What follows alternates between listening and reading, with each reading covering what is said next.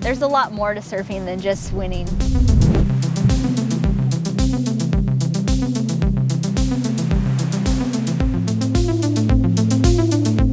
Today we have Malia, who won the U.S. Open of Surfing when she was 14.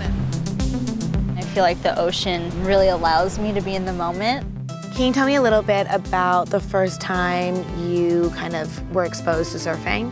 Well, both my parents met surfing. They'd bribe me with sugar to get up at 4 in the morning and paddling out with my dad, and he would pick me up and put me on his shoulders and ride waves, and we tandem surf, and those were my first waves caught. I think for me, surfing and being in the ocean, every day is different and every wave is different, and so you kind of have to adapt to your surroundings, and I think that's the funnest challenge, like being able to let go of your ego and like know that there's so much to learn and so much going on that you can't be stubborn.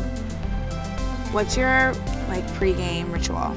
Tuning out everything like an hour before my heat to make sure that my mind is decluttered.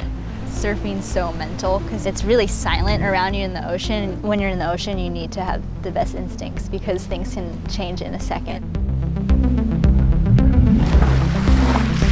So you're obviously here for the U.S. Open of Surfing. Have you always been like a naturally competitive person? Growing up in Hawaii, everything's so laid back and mellow, and we have so much respect for each other in the ocean that I never really knew how to compete and hustle for waves. Do you recall the first time that you were in the water and you really felt like this was going to be your wave and you needed to kind of take ownership of it? I do. I think there's many times where I felt like I've waited long enough, like this is my way, this is my turn, and I deserve it, and I feel like that's all part of instincts. The women's surfing is a lot more popular. Was that change, do you think, driven by more women coming into the sport? I think it took a woman to kickstart that. One of the investors and owners of the WSL, Natasha, is a really big fan of women's surfing and women's sports. And so I think she really helped that out. I've been in such a good generation right now, and it's changed so much that I'm looking forward to what it's going to be like in the future. What is it like when these young girls come up to you? I never really thought of myself as that little girl, you know, running up to the pro surfers, but I was that girl.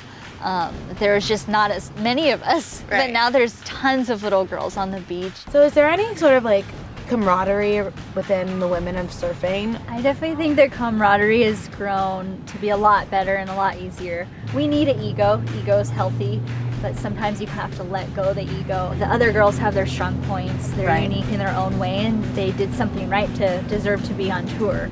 We are here in Huntington Beach at the U.S. Open of Surfing, and we're so excited to see Malia compete.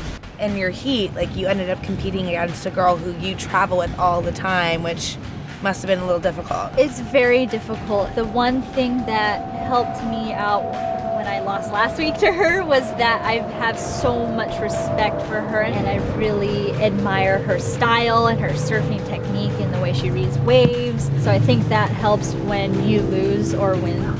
I got to spend the last 24 hours with Malia, and she was telling me everything that goes into training and traveling, and it's a really crazy lifestyle. I'm leaving here feeling so inspired by her, and I really feel like she is a woman who's redefining what it means to be a true athlete.